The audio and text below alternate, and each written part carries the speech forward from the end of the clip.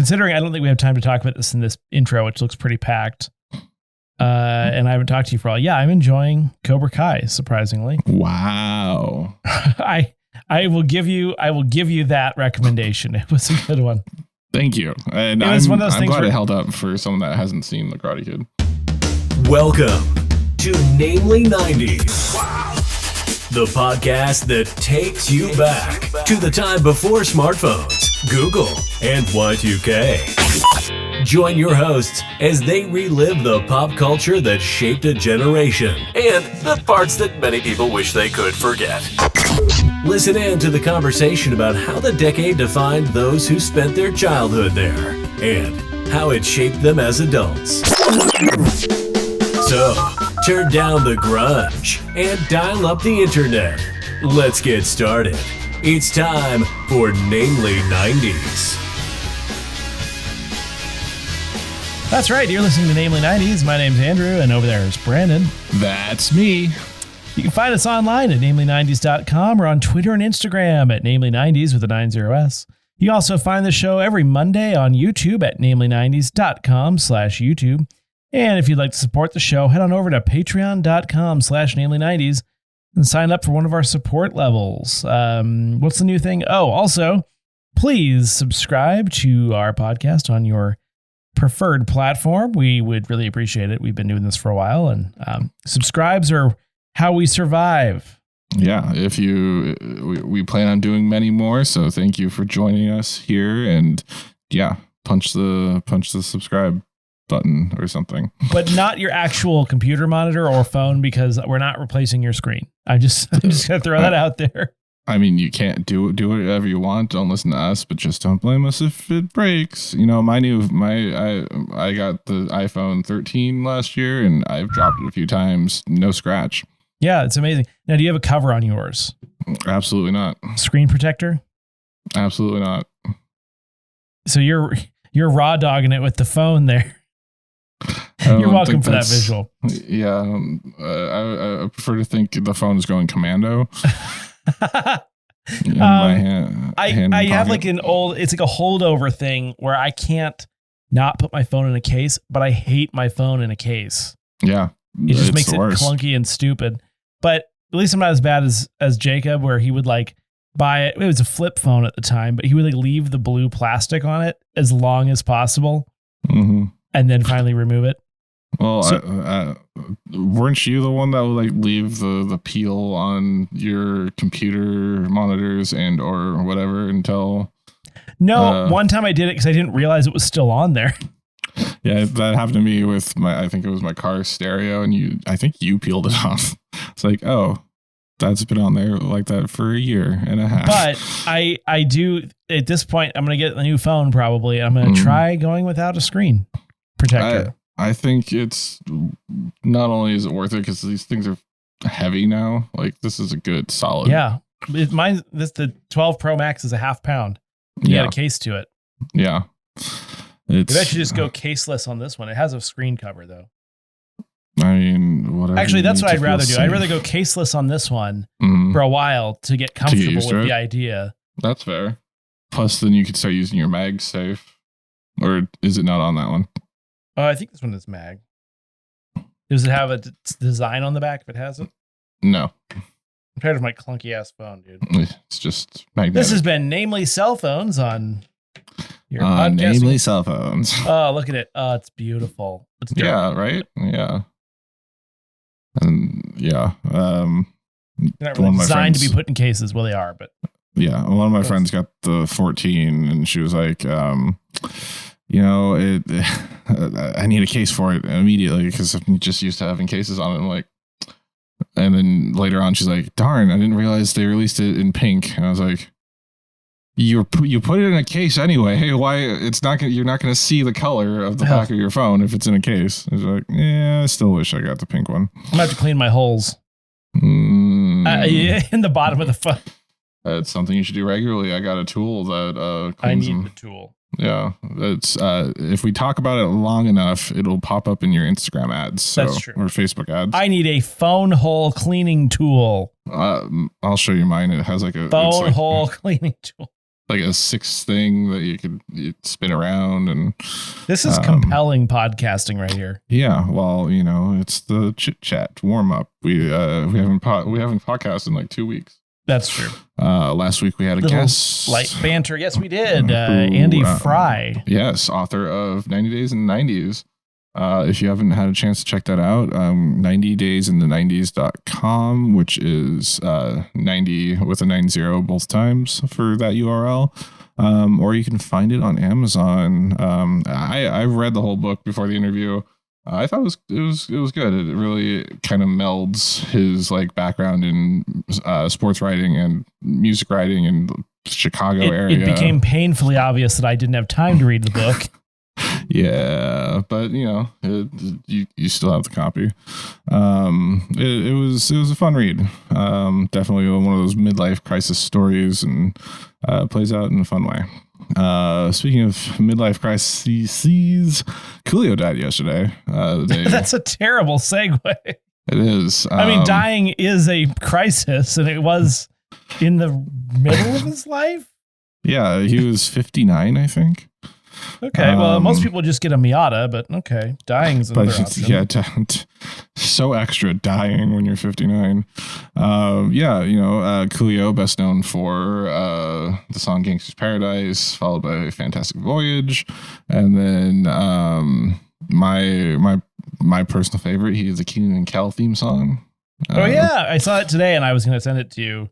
I got a meme about it, and I didn't. Yeah, we should reach out to, I think it was Rocky last year. Oh, yeah.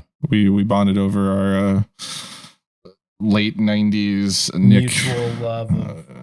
Yeah. But the worst thing is, so I was out of town last weekend staying with one of my aunts, and on TV they were playing a Coolio song in an ad for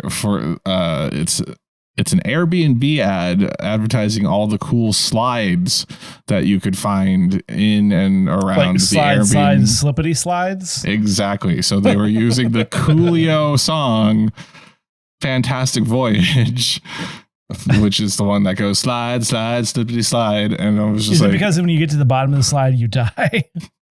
Okay. Well, it was 3 weeks before he died. But okay. Yeah. So unfortunately, they have just licensed a song and started an advertisement with his song in it 3 weeks prior to his death. So they can still use it, right? Yeah, of course. But a little insensitive.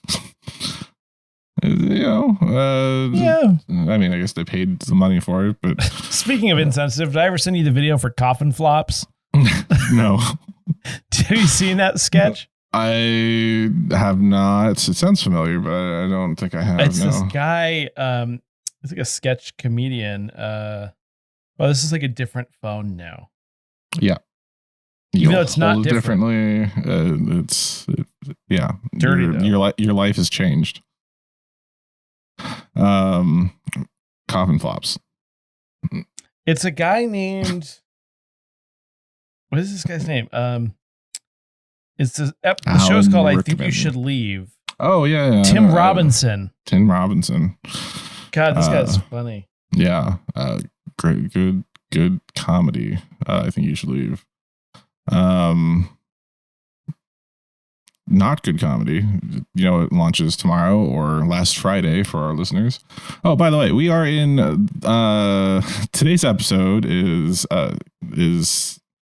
March of 1992, but that is because we don't have enough October episodes left, even with the podcast of Horror 3 coming at the end of the month on Halloween Day. So we're doing this episode first, and then the rest of the month is going to be all October. The rest of the October episodes we have, we're coming to a head. We are almost at... we've almost done every single month in the 90s over the last 2-3 years at this point, 2.5 years. It is crazy. So yeah, if you're wondering why it's March 1992 for today's episode, that is why. But yes, Hocus Pocus released September 30th. That was last Friday for the listeners. Tomorrow for us. Hocus Pocus 2. And it is getting Reviews. I'm sure they're mixed at best.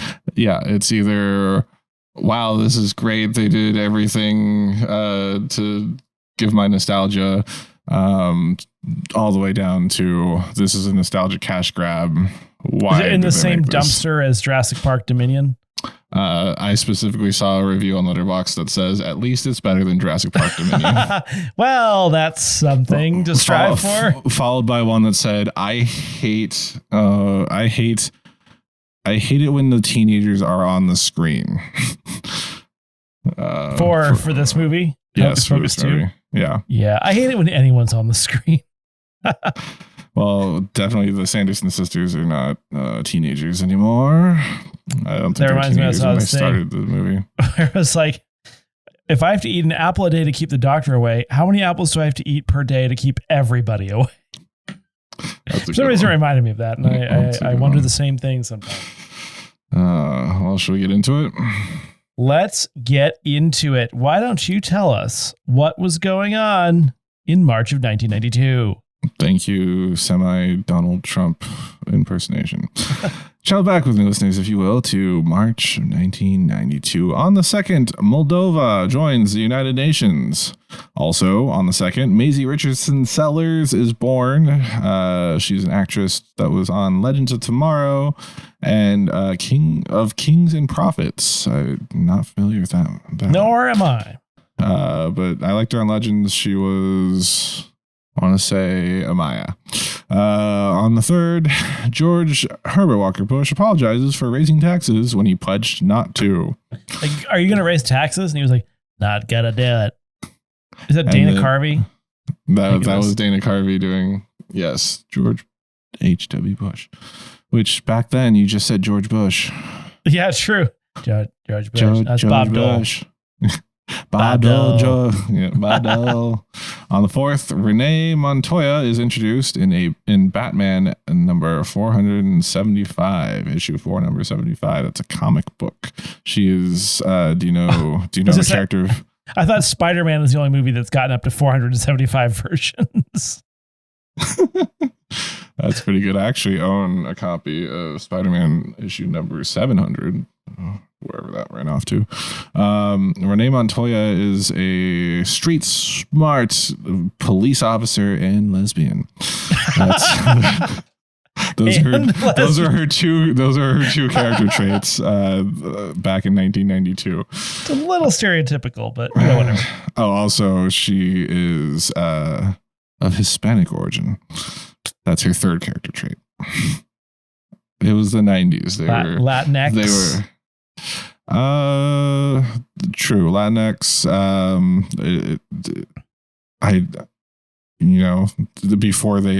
Before they thought ambiguous Latinx characters were a good idea. They were like, she's some sort of. On the 10th, Emily Osment is born. Do you know who Emily Osment is? Not actually. Just that she's related to Haley Joel Osment. He's I See Dead older People brother. Yes, she's the best friend of Hannah Montana on Hannah Montana. She's also the star of what did ABC Family turn into? Freeform. Freeform's Young and Hungry. Apparently she's on Mom, and she does some voices on Family Guy, which I didn't know until I looked this up. On the 15th, we have The Pelican Briefs by John Grisham being released.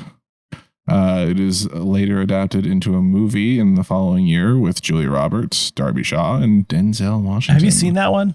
I actually have not, but because I'm a big Denzel fan. By the way, they're doing an Equalizer 3 with Denzel. Did I tell you that already? No, but you said they were doing an Equalizer TV series with Queen Latifah. Yeah, well, now they're making an Equalizer 3, and it's going to have none other than Denzel Washington himself. Is Dakota Fanning coming back for it? She was only in Man on Fire and Out of Time, I think. Was there not another pasty young white girl in one of his movies? I'm sure there was. Equalizer? Oh, well, she was like she was a sex worker. She was older, thankfully. Jodie Foster? No, some sort of, I don't know. I'm not sure. Some variety of Russian. Okay. You had thoughts on the Pelican Brief? I always see the ad or the like the picture for it on Netflix, and I just never. I don't think it's not on Netflix. It's in the Xfinity free movies thing. I was just gonna say I don't know if it's your. I don't know if it's in your wheelhouse. So of course, but I liked Denzel Washington a lot. So yeah, but I liked. I don't think I would like everything he. Yeah, well, not everything. No, you should watch it and give us a report. Sure. On the 17th, I'll give you a brief on it. Only if it's Pelican-y. On the 17th, John Boyega is born. He played Finn in the Star Wars sequels, which he's mad about for some reason. He's mad about the treatment that he received as a black actor from the fans and not being not having Disney stick up for him or anyone else. All those it must have been really hard with all those cha-ching sounds every time he walks near a bank going off. Yeah, I mean, how much money? Well, I mean, Walt Disney hated Jews, so it's kind of on brand for them. Yes, I'm just saying, how much money do you need to be called the N-word by a random internet? Oh, that reminds me. Kayla and I went to Starbucks the other day. Just wait. Kayla and I went to Starbucks the other day. We went inside. We got our little beverages. We came back out and decided to sit in the outdoor seating. And we sit down, and there is someone from corporate conducting a yearly review with one of the employees in the where the people are sitting that are drinking the coffee. And they're starting his review, and she's talking about the Holocaust. Was it because he was wearing a yarmulke? She was using the Holocaust as an analogy in an employee review. I'm just like, what? I would immediately ask for a comment card. Yeah, it was upsetting at best. I mean, and it was a horrible, horrible review. This lady had no idea what she was doing. She just kept using all the corporate leadership buzz phrases. I'm still curious how this relates back to black actors. Because I mentioned the thing about how Walt Disney hated the Jews, but she also, not only did she talk about the Holocaust, she used the phrases concentration camp and gas chamber. She said gas chamber. I'm laughing because it's gas chamber. Wow. I'm laughing because it's so outrageous that she was like, I'm going to conduct a review and I'm going to talk about this person's performance, but not before talking about gas chambers. What are you doing? I'm sorry. Yeah, that lady definitely needs to go to sensitivity training. Anyway, sorry. Carry on. On the 26th, content warning, skip ahead by 1 minute. Mike Tyson was sentenced to 10 years in prison for the rape of Desiree Washington. Doesn't 10 years seem like not enough? Yeah. Well, he probably could buy a good lawyer. Yeah. On the 27th, welcome back, listeners. Bruce Springsteen releases 2 albums at the same time. Yeah, that's bold right there. Yeah. Especially when... was he still on top in 92? Well, one of them has Chris Gaines. No, that was Garth Brooks. I think both of these albums he had just left the E Street Band at the time. So he was on his own, and he might have had a second band he was forming. Anyway, TV premiering and ending in March of 1992. On the 4th, we have The Young Indiana Jones Chronicles on ABC. Oh, sidebar. Did you know that... oh my gosh, I just escaped me. The Harrison Ford, Indiana Jones 5. Black actors.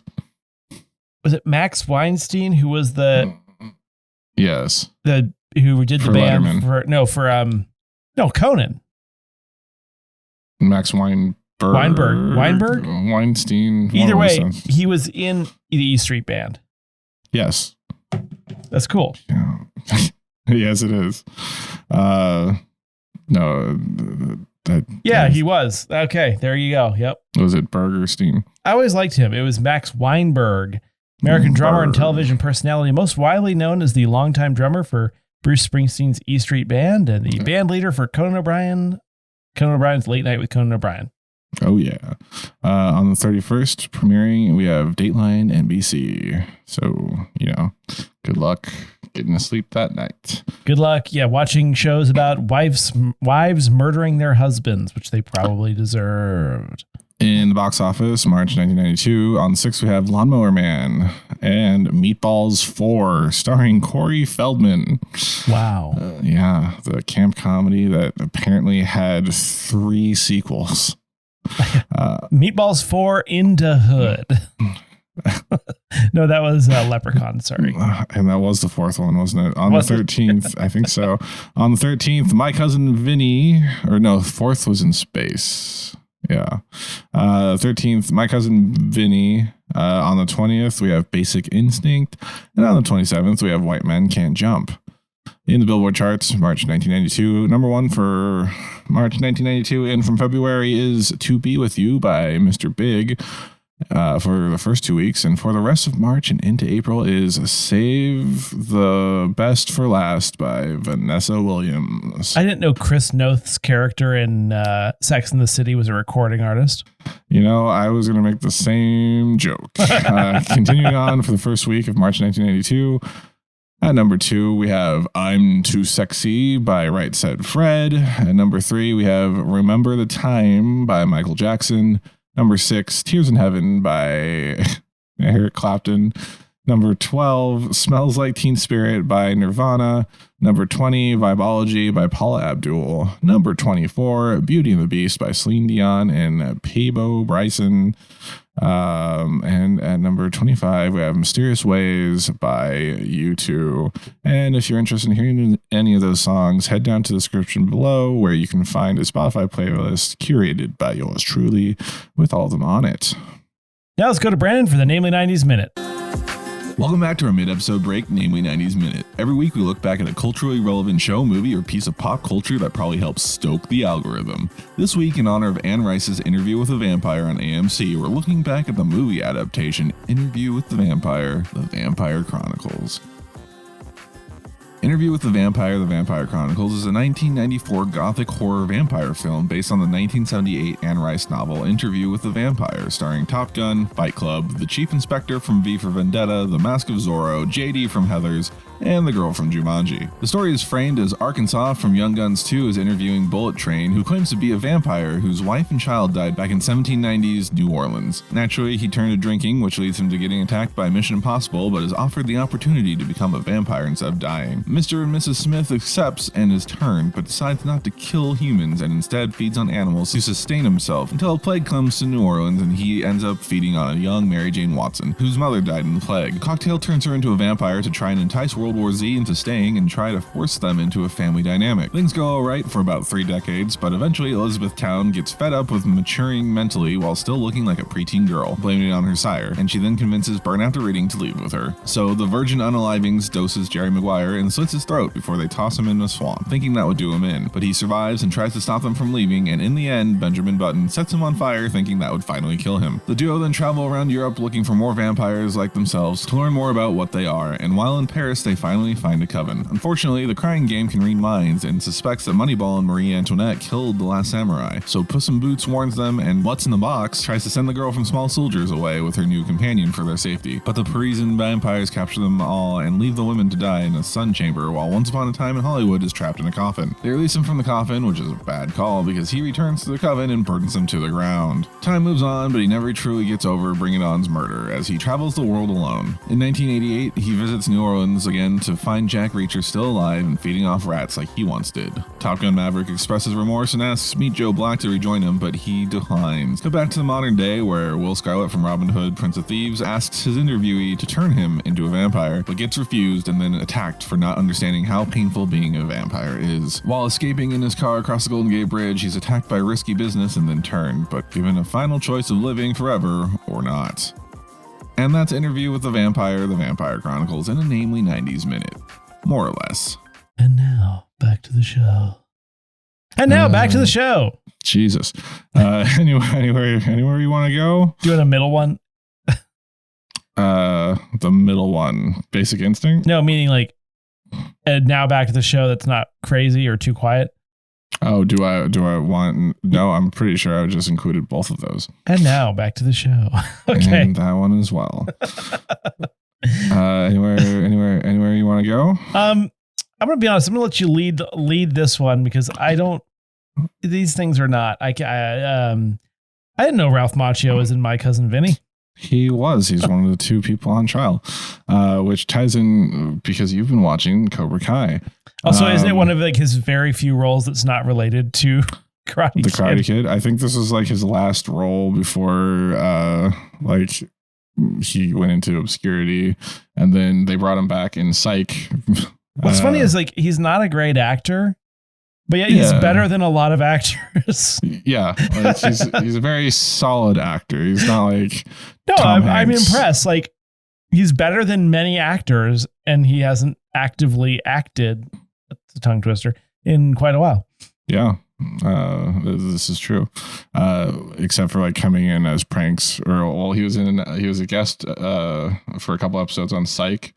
And then in How I Met Your Mother, they brought both Johnny Lawrence not Johnny Lawrence. What's his actual name? William Zabka. William Zabka and Ralph Macchio in as a joke because Barney was on a bachelor party, or Barney was having his bachelor party, and he always insisted that Johnny Lawrence is the true Karate Kid, talked about in the title of Karate Kid, because he's the kid that had trained for karate the whole time. I was doing something where I looked on Google. I was looking something up about Karate Kid, and it shows like those commonly asked questions. Mm-hmm. And one of them was just like, is the karate in Cobra Kai real karate? And then someone's just like, no, not at all. I mean, it has elements of it, but it's obviously choreographed and like to look cool. But it is based in Okinawan style Goju-ryu, which was founded by an actual Miyagi. What is the term for a non-Japanese person who's really into Japanese culture? I couldn't remember it. Which one? The offensive one, or I don't know. You've used it before, but I don't know if it was offensive or not. The weeb is the current. Yes, weeb is a term for a white person that wants to culturally appropriate Japanese. Is that the offensive one? Only if you call a Japanese person or someone with any Japanese heritage a weeb. AKA you. Okay. Hi. Yes. I thought karate was from China for a really long time, so I feel like I need to go into a hole and die. Wait, like, not like, how long is a long time? I legit thought for like most of my life that karate was Chinese. Never mind the fact that Kung Fu is the actual Chinese one, but... Yeah, or Wushu, or... Wushu. No, that's a pork. Pan. Well, I mean, to be fair, you took Taekwondo. So. Which is Vietnamese. I'm just kidding. I'll have a number 12, please. My Cousin Vinny is a 1992 American comedy film. Just I hope they don't ban me from podcasting.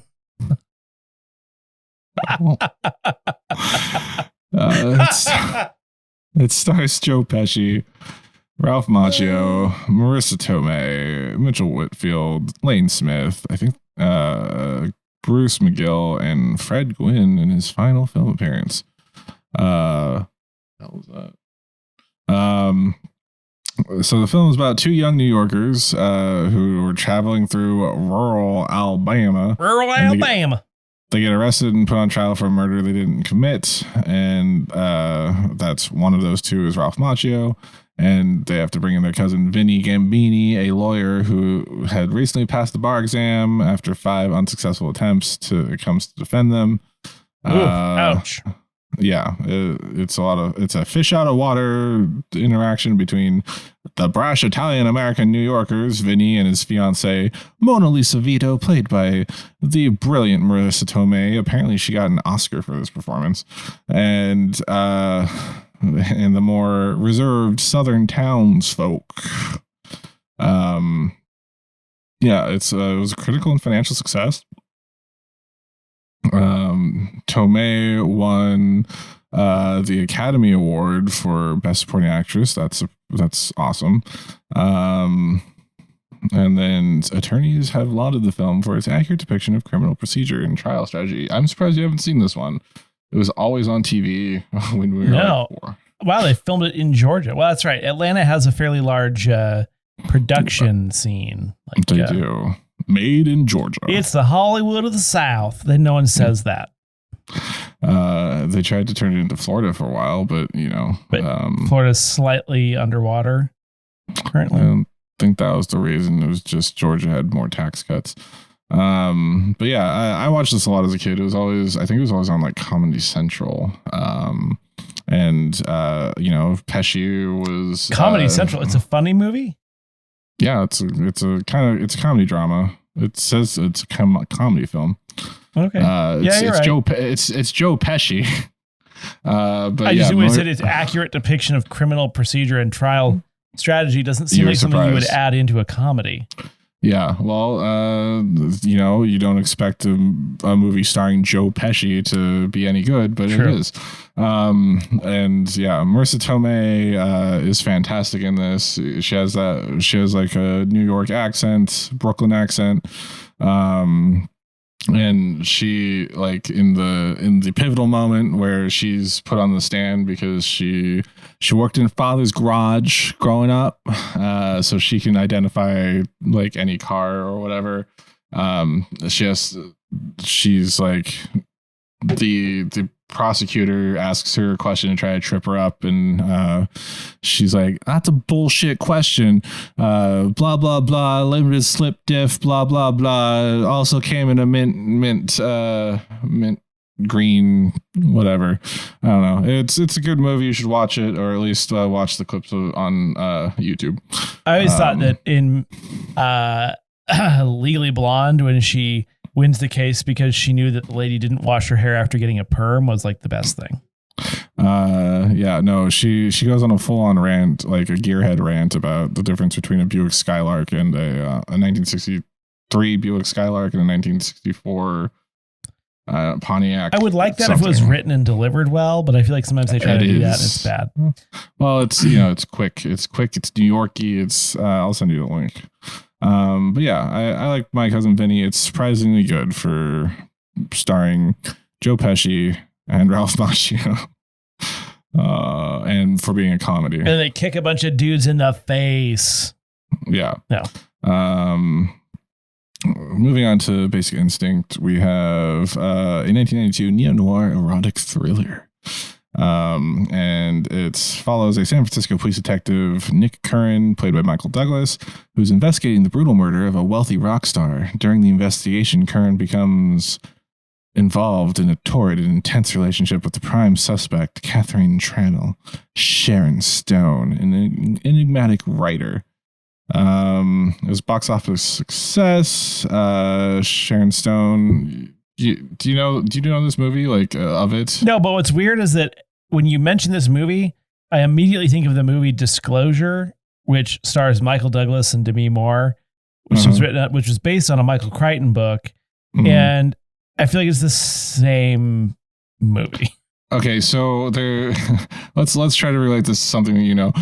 There's a Family Guy episode where there's a woman in a silver dress, blonde hair, sitting in a chair, and she crosses her legs. And in the movie, Stone exposes her vulva. I believe in the Family Guy scene, Stewie has to push the legs together, and it makes like a creaking noise. No, that's a Kim Cattrall joke. Is it a Kim Cattrall joke? Yeah, because she's like the oldest one of the cast of Sex and the City. Okay, and I think it's a Kim Cattrall. So I know there is a Family Guy Basic Instinct joke.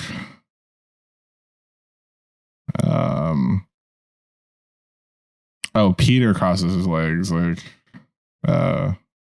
Sharon Stone in Stand By Meg. Yeah, but apparently she claims that she did not consent to that. Oh yeah, but it's disputed by the director, and it's that's so like men to lie. True. It's a very It's a very classic scene. Also, it turns out, spoilers, for a over 25-year-old movie. But no, it's just exactly 20 years old, isn't it? 92. 30 years. 30. Holy crap. Yeah.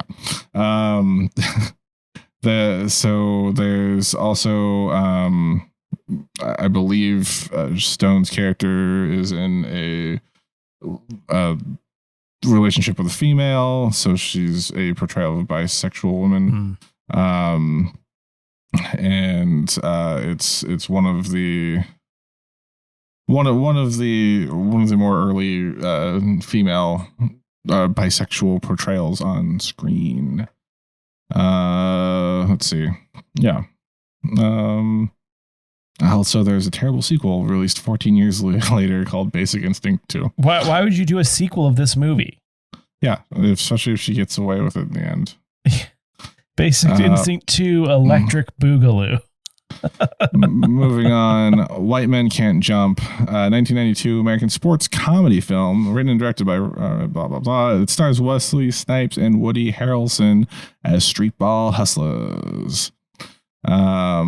Basically, it stars Wesley Snipes, Woody Harrelson, Rosie Perez is in that, who plays Detective Renee Montoya in Harley Quinn. There you go. Yes, Harley Quinn, or no, Birds of Prey and the Emancipation of One Harley Quinn. Detective and lesbian, you meant to say. Yes. And Latinx. Proudly. Okay. Alex Trebek is also in this movie for some reason. And Gary Payton makes an uncredited cameo. But who is Alex Trebek? Gary Payton is a Seattle Supersonic from the 90s who was overshadowed by his on-court partner, Sean Kemp. As they say, cut a Sean Kemp in half and you have two Gary Paytons. Don't ask, just do the math. So a remake is being made. Basically, for a comedy, it's kind of dark because they're street ballos. I'm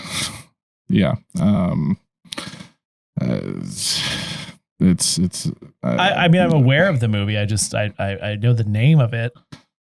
I've watched it like not probably 25 years or more ago, so I don't remember much of it. But the reason why I made sure we ran through all three of these movies is because I have a game for you, Andrew. And after last week, you won a game, so I feel like you need to now lose one. This game is going to be called Terrible Reviews from Idiots on Social Media for Movies from March 1992. What I did is I took a bunch of reviews for these three movies from Letterboxd, which is a social media movie reviewing platform. That's the worst thing I've ever heard of. I mean, there are worse things. I'm just going to say a lot of dudes not having much sex on that one. That's fair. That's fair. And you're going to guess which one it applies to. So we're going to start with, I'll give you an example. So for Hocus Pocus 2, we have 2 stars from Paulington. So this is a social media app. Of course, that means that these were reviewed within the last, 5 to 7 years. So any review is modern. It's a modern review for movies that exist. No, but you're saying this could be a made up review or it could be real. No, they're all real. You're going to be guessing which 3 movies is it for. Is it for Basic Instinct? Is it for My Cousin Vinny? Or is it for White Men Can't Jump? Okay. So you have a 33.3 repeating chance of getting it correct each time. But for example, this doesn't pertain to any of those 3. This is a 2-star review from Paulington, social media reaction : typical bad sequel that fails to capture the charm and energy of the original. A nothing story wrapped in Wocus Pocus cringe. That is a review for Hocus Pocus. Wocus Pocus. Wocus Pocus. I like how what you're doing is just revealing that you're a racist in your review. Right. The man has a cowboy hat on in his avatar profile, so Yeah, and it looks like he's with not Ron DeSantis. Who's the senator that everyone hates? From Texas. Ted Cruz. Ted Cruz. Yep. All right. So do you kind of get the idea? Yeah, of course. All right. Let's start. This is a 4.5. Oh, the rating scale goes from 0 or a half star to 5 stars. So this is from Houston Coley, 4.5 stars. I'm a man who is very content with his gender identity, but I must admit that there's part of me that wants nothing more than to literally just be, italicized be, this actor in this movie and wear all those delightful leather jackets and backless cat suits while talking in that New York accent. Is this My Cousin Vinny? Is this Basic Instinct? Or is this White Men Can't Jump? I'm gonna go Basic Instinct. That is incorrect. That is My Cousin Vinny. He wanted to be Marissa Tomei in those backless cat suits. Dang it. Oh, man. Sorry. I gotta get the next two right. To have... Yes, okay. To get 2 out of 3. To get 2 out of 3. Let's try this one. Oh, and there's more than just 3 reviews. I'm sorry. I thought you were just doing 3. Got it. Yeah. No, we'll probably do 10 or however much we have time for because you have 10 minutes left. This is from At Least 16. Clearly a child in the avatar. 2 stars. In the 90s, the only way to be not racist was to be extremely sexist and also pretty racist. Was this My Cousin Vinny, Basic Instinct, or I think it's got to be White Men Can't Jump. You are correct. I actually think that review is kind of funny. That is pretty good. It comes back on itself. All right, let's try this one. This is from I'm a Potato. It's 1.5 stars. At some point, I realized I didn't like any of the characters and thought they were just horrible people. They also changed pretty drastically. For example, with Blank starting as a passive and calm, then becoming very hot-headed and aggressive out of nowhere. The aesthetic of the film is cool, but I just couldn't get into it. Was that My Cousin Vinny, Basic Instinct, or White Men Can't Jump? Basic Instinct. I'm sorry. That was also White Men Can't Jump. Dang. So you're 1 and 3. Ugh. Don't worry, it gets harder from here. It gets worse. Yeah. Also, that's what she said. Right. Okay, let's see. We have... I'll do this one. This is a review by Ely, and finishing off with a ghost emoji. For 2.5 stars, this movie has many unintentional funny moments, but the 2 that are the funniest for me are 1, the fact that these people describe their vanilla sex as sadomasochistic because sometimes they like to tie each other's hands to a bedpost with white silk, Hermes scarves, and 2, the idea that Blank would ever F Blank. I think that's got to be Basic Instinct on this one. That is Basic Instinct. Ding. Yes, I was hoping you might think it was White Men Can't Jump. My Cousin Vinny. They just tie each other. Yeah. Woody Harrelson and Wesley Snipes just tying each other up. Yeah. All right. Let's try this one. 1 star. Broiho is the name. We have everything beloved by boomers is so unbelievably bad.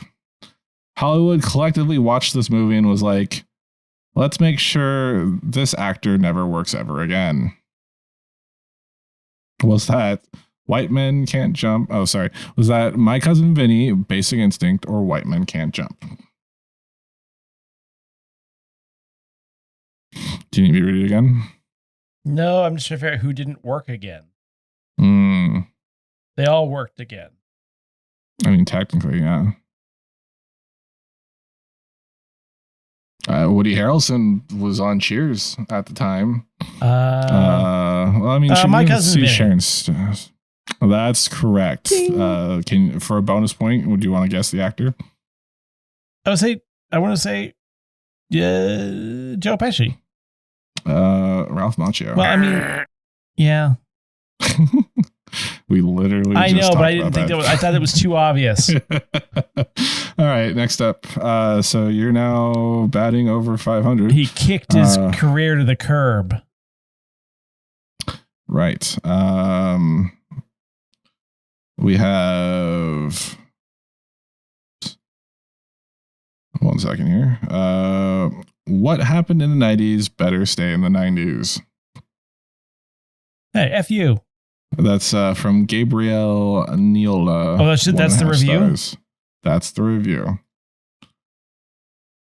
One more time? What happened in the 90s better stay in the 90s? Remember, these are people watching the movie now, looking back at the 90s movies. White Men Can't Jump. I'm sorry, that was a joke one I threw in for Hocus Pocus 2. Okay. Got it. Moving forward. Well, we still have time. Two more. Two more. You're still winning. All right, let's go with this one. This is a half star from Thatco. Movie, period, ellipsis, all caps, movie, 4 exclamation marks. Movie, film, watching, watch, film, movie, watch, 3 ellipses, movie, ellipses, and 2 periods. Let me know if I need to read that again. They don't really say anything. They just say movie and watch. Movie, film watching, watch, film, movie, watch, movie. Was that My Cousin Vinny, Basic Instinct, or White Men Can't Jump? Final answer. I'm sorry, that was My Cousin Vinny. All right, so that brings you back to a 50-50. So I have to get this one right if I want to have more than 50%. That's true. All right. For all the marbles. This is from Wolfman, 3 stars. Sometimes they embrace the camp that has made this a cult favorite. Other times they just let blank and blank be very funny. Overall, it doesn't make much sense why this was ever made, but okay. It's White Men Can't Jump. Is that your final answer? Yes. No, that was another review for Hocus Pocus 2. Here's a fair one. Here's a fair one.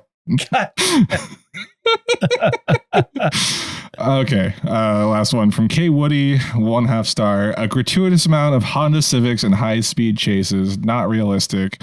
Also, I won't finish that line. I think it's White Men Can't Jump. Final answer? Yes. Sorry, that's Basic Instinct. Also, Nick has to be the worst detective of all time. Okay, well, this has been fun. I'm terrible at this. You tried, and I was hoping you would pick up on the Hocus Pocus thing. Do you want one more for fun? Do we have time? No, we don't. No. All right. That's it for this week's edition of Namely 90s. Remember, you can find new episodes out every Monday. Check the episode description for this week's supplemental Spotify playlist curated by yours truly. Find us on Twitter and Instagram at Namely90s with 90s, or find our personal Twitter accounts at bshwitty and at NamelyAndrew, and tell us what you want us to talk about on future episodes. If you'd like to support the show, please check out our Patreon page at patreon.com/namely90s, also with a 90s. Finally, you can also contact us through our website, namely90s.com. Please subscribe to us on Apple Podcasts, Stitcher, Google Podcasts, Spotify, YouTube, Ethnicities Can't Jump, Deezer, TuneIn, iHeart, Good Pods, and wherever you get your podcasts from. I'm Brandon, that's Andrew, and we'll catch you next time. Yeah.